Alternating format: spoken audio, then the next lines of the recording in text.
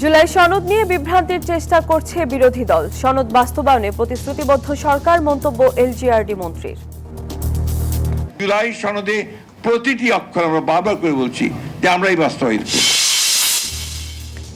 যে কোনো দুর্যোগে জনগণের পাশে থাকবে সরকার, বললেন স্বরাষ্ট্রমন্ত্রী। বন্যার্তদের পুনর্বাসনের কাজ চলছে, জানালেন মন্ত্রী। যতক্ষণ পুনর্বাসন কাজ শেষ না হয় ততক্ষণ আমাদের পক্ষ থেকে, সরকারের পক্ষ থেকে সমস্ত কার্যক্রম অব্যাহত থাকবে। বন্যার প্রভাবে বাজারে সবজির দর ঊর্ধ্বমুখী। কেজিতে বেড়েছে 40 টাকা। মাছ ও চালের দর বাড়তি, বিপাকে ভোক্তারা। বাড়ার কারণ ওই যে বন্যা আসছে, চারিদিক দেওয়া বন্যার চাপে তো বাড়ছে। বৃষ্টি পাইছে তো তরকারি মনে করেন খেতে কম, এই সুযোগ বাঙালি পায় লাইছে, এই কারণে এই সবজির দাম বেশি।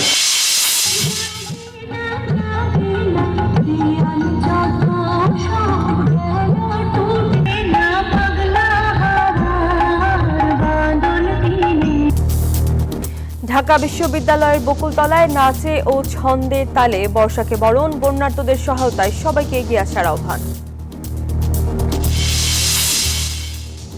ইরান জুড়ে মার্কিন হামলা অব্যাহত, নিন্দা তেহরানের পররাষ্ট্র মন্ত্রণালয়ের। শত্রুর ঘাঁটিতে পাল্টা আঘাত আইআরজিসির। স্বাগত জানাচ্ছি নিউজ 24 সংবাদের সঙ্গে আছি আমি সামিয়া তমা। দেখছিলেন বিআরবি কেবলস সংবাদ শিরোনাম। এবারে পুরো খবর। জুলাই সনদ নিয়ে বিভ্রান্তির চেষ্টা করছে বিরোধী দল, এমনটি মন্তব্য করেছেন বিএনপির মহাসচিব ও স্থানীয় সরকার মন্ত্রী মির্জা ফখরুল ইসলাম আলমগীর। বলেন, নির্বাচনী ইশতেহারের মতো স্বাক্ষরিত জুলাই সনদ বাস্তবায়নে বিএনপি প্রতিশ্রুতিবদ্ধ। দুপুরে জাতীয় প্রেস ক্লাবে আলোচনা সভায় এসব কথা জানান তিনি। মন্ত্রী বলেন, বিএনপি জুলাই সনদ বাস্তবায়ন করতে চায় না, প্রচারণা চালিয়ে একটি মহল বিভ্রান্তি ছড়াচ্ছেন। নির্বাচনের আগে থেকেই সংবিধান সংশোধনের কথা জানিয়েছেন বিএনপি, যার মাধ্যমে জনগণের আকাঙ্ক্ষা বাস্তবায়ন করতে চায় সরকার। নিয়ে আসার জন্য যেন তারা কথা, বিরোধী দল যারা আছেন তারা অনেকে বিভিন্ন রকম মুখরোচক কথা বলে আপনার জনগণকে আপনার উত্তেজিত করবার চেষ্টা করছেন। জুলাই সনদে প্রতিটি অক্ষর আমরা বারবার করে বলছি যে আমরাই বাস্তবায়িত করব। দুর্যোগ মোকাবেলায় সরকার সব সময় জনগণের পাশে থাকবে, এমনটি জানিয়েছেন স্বরাষ্ট্রমন্ত্রী সালাউদ্দিন আহমেদ। দুপুরে ক্ষতিগ্রস্ত কক্সবাজারের চকরিয়া ও মাতামুহুরী উপজেলায় বন্যা কবলিত এলাকা পরিদর্শন শেষে তিনি এসব কথা জানান। আরও বলেন, সব ধরনের প্রস্তুতি নিয়েছে সরকার।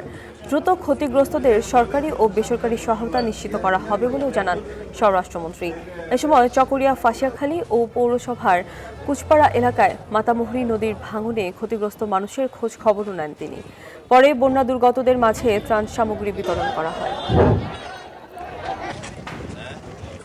সমস্ত ক্ষতিগ্রস্ত মানুষের পাশে আমরা, কৃষকদের পাশে আমরা আমাদের যথাযথ সরকারি এবং বেসরকারি সহযোগিতা নিয়ে আমরা দাঁড়াবো।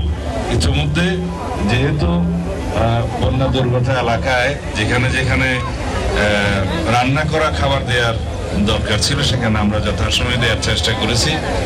আর এরপরে শুকনো খাবার এবং কিছুটা খাদ্য সামগ্রী এবং মানুষের আশ্রয়ের জন্য আশ্রয় কেন্দ্র সহ অন্যান্য সুযোগ সুবিধা সৃষ্টির চেষ্টা করেছি। বন্যার্তদের ত্রাণ বিতরণ ও পুনর্বাসনে কাজ করছে সরকার, এমনটি জানিয়েছেন অর্থমন্ত্রী আমির খসরু মাহমুদ চৌধুরী। সকালে চট্টগ্রামের পতেঙ্গায় বন্যা দুর্গতদের মাঝে ত্রাণ সামগ্রী বিতরণ অনুষ্ঠানে তিনি একথা জানান।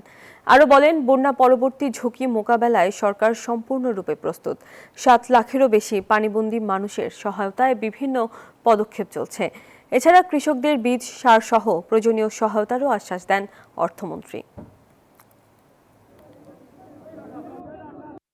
চিন্তার কোনো কারণ নাই, সর্বপ্রস্তুতি নেওয়া আছে এবং কাজ অব্যাহত আছে, এবং যতক্ষণ পুনর্বাসন কাজ শেষ না হয় ততক্ষণ আমাদের পক্ষ থেকে, সরকারের পক্ষ থেকে সমস্ত কার্যক্রম অব্যাহত থাকবে। বৃষ্টি ও পাহাড়ি ঢলের কারণে পানি বাড়ছে রাঙামাটির কাপ্তাই হ্রদে। এ অবস্থায় হ্রদের পানি ছেড়ে দেওয়ায় উদ্যোগ নিয়েছে কর্ণফুলী পানি বিদ্যুৎ কেন্দ্র কর্তৃপক্ষ। শনিবার গেট খুলে দেওয়ার কথা রয়েছে। পানি বিদ্যুৎ কেন্দ্র কর্তৃপক্ষ জানায়, বৃহস্পতিবার সন্ধ্যায় হ্রদের পানি উচ্চতা রেকর্ড করা হয় 103.91 ফুট মিন সি লেভেল। সর্বোচ্চ ধারণ ক্ষমতা 109 ফুট MSL।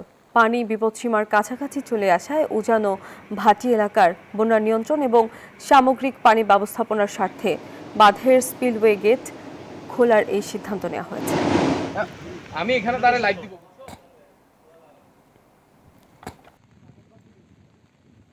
থেমেছে বৃষ্টি ও পাহাড়ি ঢল, ধীরে ধীরে নেমে যাচ্ছে বন্যার পানি। দুর্গত মানুষের ঘুরে দাঁড়ানোর চেষ্টার সাথে প্রকৃতিও যেন ফিরে পাচ্ছে তার চিরচেনা রূপ। ধুয়ে মুছে সতেজ হয়ে উঠছে পাহাড়, বন আর সবুজের বিস্তীর্ণ জনপদ। মেহেদী হাসান সুমনের ক্যামেরায় নাইমাল জিকোর প্রতিবেদন। কয়েকদিন আগেও যেখানে ছিল শুধু অথই পানি, সেখানে এখন উকি দিচ্ছে সবুজ ঘাস। বৃষ্টিতে ধুয়ে যাওয়া গাছের পাতায় ঝলমল করছে সকালের রোদ। পাহাড়ের ঢালে জমে থাকা কুয়াশা আর নীল আকাশের মেলবন্ধন যেন এঁকে দিচ্ছে এক নতুন ক্যানভাস।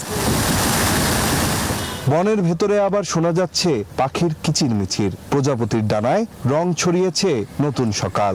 ঝিরিছড়া আর ছোট ছোট জলধারাগুলো আবারও বইছে আপন গতিতে। চারিদিকে ছড়িয়ে পড়েছে ভেজা মাটির মাদকতাময় সৌরভ।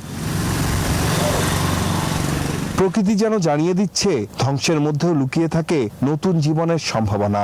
বন্যার ক্ষতচিহ্ন মুছে না গেলেও সময়ের পরশে ফিরে আসছে প্রাণের স্পন্দন। প্রকৃতির হয়তো সবচেয়ে বড় শক্তি পুনর্জন্মের ক্ষমতা।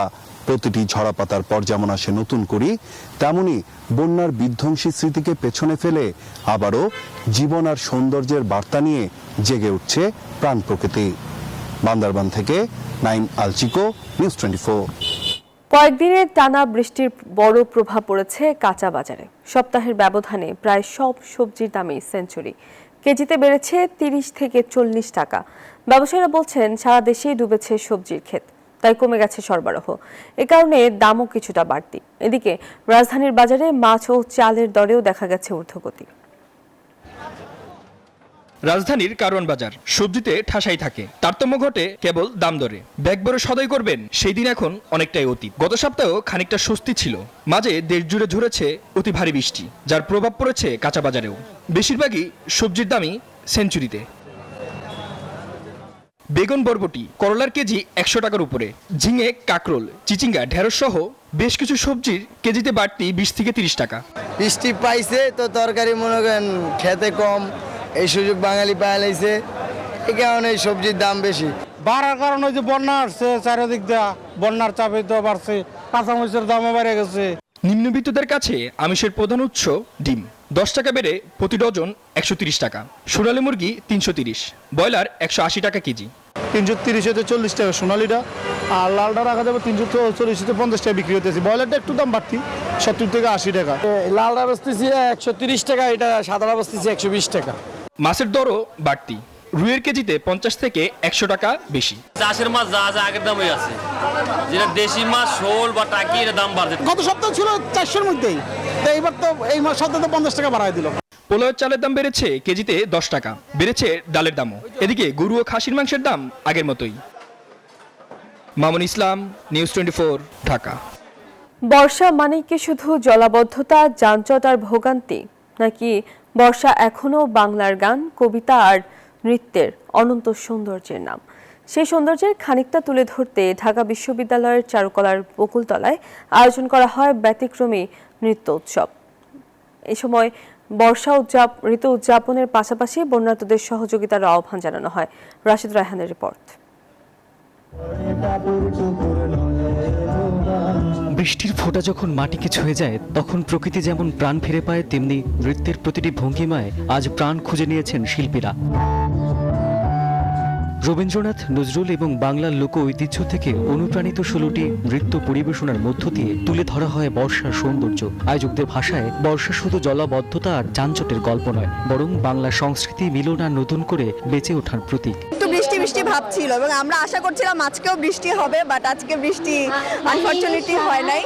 বাট আমার মনে হয় যে সবাই অনেক এনজয় করেছে। এই শহরে জীবনে এই ধরনের অনুষ্ঠান একটা এক পশলা বৃষ্টির মতো। আজকে কিন্তু টিপটিপ বৃষ্টি পড়েছে, শিয়াল মামার বিয়ে হচ্ছে, আমরা বিয়ে কিন্তু একটা আয়োজন করে দিয়েছি অলরেডি। আমাদের অনেক দীর্ঘ প্রস্তুতি ছিল, আমরা সবাই শিখছি, আমরা আরো শিখতে চাই। আকাশে মেঘের আনাগোনা, বাতাসে বৃষ্টির গন্ধ। এমন পরিবেশে ঢাকা বিশ্ববিদ্যালয় চারুকলার বকুলতলায় ঘন ঘটা 2 শিরোনামের এই আয়োজন। 1.5 ঘন্টার পরিবেশনায় অংশ নেন 3 থেকে শুরু করে 70 বছর বয়সী 3 শতাধিক নৃত্যশিল্পী। শিশু থেকে শুরু করে চিকিৎসক, প্রকৌশলী, শিক্ষক, সাংবাদিক, গবেষক ও গৃহিণী সবাই এক মঞ্চে মিলিত হন বর্ষা উদযাপনে। অনুষ্ঠান স্থলে জাগো ফাউন্ডেশন সংগ্রহ করে আর্থিক সহায়তা, যা দিয়ে সহায়তা করা হবে পার্বত্য চট্টগ্রামের সাম্প্রতিক বন্যায় ক্ষতিগ্রস্তদের। আমাদের আয়োজন যদি আপনাদের একটুকু ভালো লাগে, একটুকু মন ছুঁয়ে যায়, একটু ডোনেশন করে যাবেন। এটা জাগো ফাউন্ডেশনের মাধ্যমে সরাসরি বন্যার্তদের কাছে পৌঁছে যাবে। উন্মুক্ত স্থানের আয়োজনে যারা এসেছিলেন তাদের বেশিরভাগের পরনে ছিল সাদা, নীল কিংবা সবুজ পোশাক। ছাতা না আনার অনুরোধ ছিল আয়োজকদের, যেন সবাই বর্ষায় ভিজে বৃষ্টির গান, নাচ, কবিতা উপভোগ করতে পারেন। তবে অনুষ্ঠান চলাকালে প্রত্যাশিত সেই বৃষ্টির দেখা মেলেনি। বর্ষা যে কেবল দুর্ভোগের ঋতু নয়, বরং বাংলার সংস্কৃতি, মানবিকতা আর সম্মিলিত আনন্দের প্রতীক। অতি ব্যস্ত নগর জীবনে সেই বার্তা ছড়িয়ে গেল এই আয়োজন। রাশেদ রায়হান, নিউজ 24, ঢাকা। 3 বছরেরও বেশি সময় ধরে চলছে রাশিয়া ইউক্রেন যুদ্ধ। এমন এক সংকটময় সময়ে দেশটির রাজনৈতিক অঙ্গনে নতুন করে উত্তাপ ছড়িয়েছে প্রতিরক্ষামন্ত্রী মিখাইলো ফোদেরভকে অপসারণের সিদ্ধান্ত। এই সিদ্ধান্তের প্রতিবাদে রাজধানী কিয়েভ সহ দেশের বিভিন্ন শহরের রাজপথে নেমেছে হাজারো মানুষ। হাতে জাতীয় পতাকা, ব্যানার আর প্লাকার্ড, মুখে সরকারের সিদ্ধান্তের বিরুদ্ধে স্লোগান। ইউক্রেনের প্রেসিডেন্ট ভলোদিমির জেলেনস্কির প্রতিরক্ষামন্ত্রী মিখাইলো ফেদোরভকে অপসারণের সিদ্ধান্তে বিক্ষোভ করছেন হাজারো মানুষ। বিক্ষোভকারীদের দাবি, যুদ্ধ চলাকালীন সামরিক নেতৃত্বে এমন পরিবর্তন সেনাবাহিনীর কার্যক্রমে অনিশ্চয়তা তৈরি করতে পারে, যুদ্ধ পরিচালনায় ফেলতে পারে নেতিবাচক প্রভাব। তাদের মতে, যুদ্ধের এই কঠিন সময়ে নেতৃত্বে স্থিতিশীলতাই সবচেয়ে বেশি প্রয়োজন। তবে আন্দোলন শুধু প্রতিরক্ষা মন্ত্রীকে ঘিরে সীমাবদ্ধ নয়। বিক্ষোভকারীদের একটি অংশ আরো বড় ধরনের সামরিক সংস্কারের দাবি তুলেছে। তাদের মতে, বর্তমান পরিস্থিতি মোকাবিলায় সেনাবাহিনীর নেতৃত্বে আরো বেশি জবাবদিহি এবং কার্যকর পরিবর্তন দরকার। সেই দাবির অংশ হিসেবেই তারা সেনা প্রধানের অপসারণের আহ্বানও জানিয়েছেন। তিনি একজন অত্যন্ত পেশাদার ব্যক্তি। তিনি আধুনিক যুদ্ধ কৌশলের কথা মাথায় রেখে কাজ করেন। দুর্ভাগ্যবশত এই পদের জন্য প্রস্তাবিত ক্লিমেনকোর মধ্যে আমি সেই গুণগুলো দেখতে পাচ্ছি না। অন্যদিকে সরকারের অবস্থান স্পষ্ট। কর্মকর্তারা বলছেন, জাতীয় নিরাপত্তা এবং চলমান যুদ্ধের বাস্তবতা বিবেচনায় রেখেই সব সিদ্ধান্ত নেওয়া হচ্ছে। তাদের দাবি, সামরিক কাঠামোকে আরো কার্যকর করতে এই পরিবর্তনের উদ্যোগ। বিশ্লেষকদের মতে, যুদ্ধের মধ্যেই সামরিক নেতৃত্বের পরিবর্তন এবং তা ঘিরে জন অসন্তোষ সরকারকে নতুন রাজনৈতিক চাপে ফেলতে পারে। একই সঙ্গে এটি যুদ্ধ পরিচালনা, সেনাবাহিনীর মনোবল এবং আন্তর্জাতিক অংশীদারদের সঙ্গে সমন্বয়ের ক্ষেত্রেও প্রভাব ফেলতে পারে। চৈতি রয়, নিউজ 24। আর এই ছিল নিউজ 24 সংবাদে। এতক্ষণ সঙ্গে থাকার জন্য ধন্যবাদ সবাইকে।